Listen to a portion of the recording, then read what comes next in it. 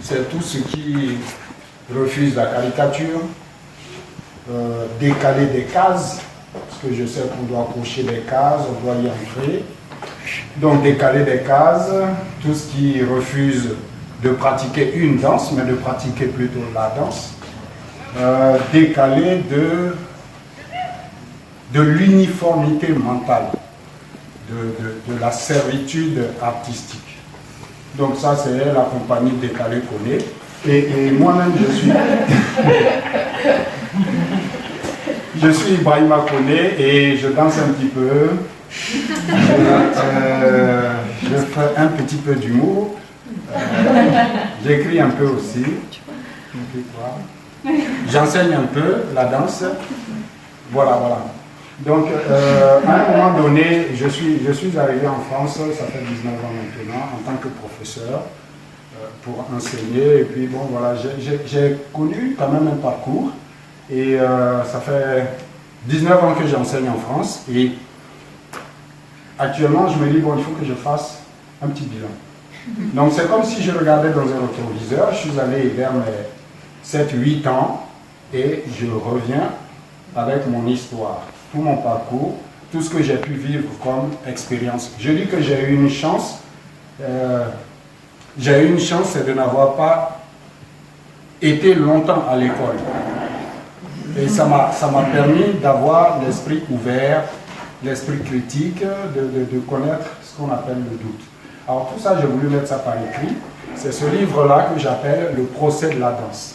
C'est-à-dire que je fais un procès à la danse parce que, bon, le parcours que j'ai fait en Assigné Impact depuis le temps, et à l'heure actuelle, après 23 ans de collaboration, je ne suis pas content d'elle. Donc, une action, j'ai intenté une action judiciaire, convocation pour violation de domicile, enlèvement et séquestration. Vous rigolez alors que moi je ne rigole pas. Je ne rigole pas. Et voilà, c'est ce procès-là.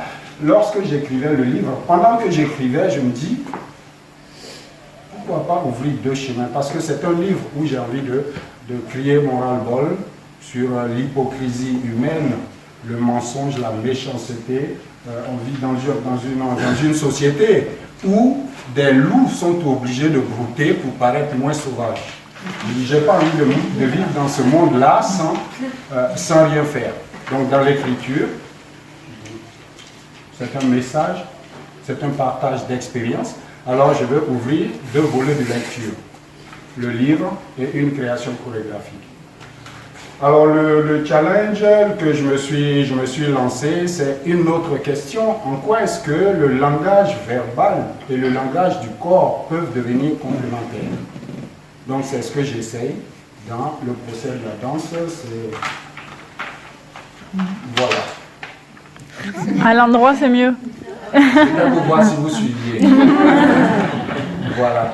C'est ça, c'est un procès. Et je dis que ce n'est pas une création à voir, mais c'est à revoir. C'est quand on sort, on fait ça. Et c'est ça, j'ai voulu mettre comme ça le côté, comme le disait Churchill en son temps, les hommes d'aujourd'hui ne cherchent pas à être utiles, ils cherchent à être importants. Donc ici, le côté beau, je m'en tape éperdument. C'est surtout le côté utile. Qu'est-ce que je peux partager avec le spectateur? C'est pas trop long. C'est formidable. Et bon, la dernière chose, c'est que c'est l'anecdote. Hein. On est en train de discuter, quand on s'est rencontrés comme ça entre artistes, c'est comme s'il y a un flair. Alors, toi, tu fais quoi? Ben, moi, je m'appelle Christophe. Et toi, Ibrahim? Ben, tu fais quoi? Moi, je danse un peu. Et toi, moi, je programme un peu. Ben, tu programmes quoi? Ben, je programme la danse. À juger.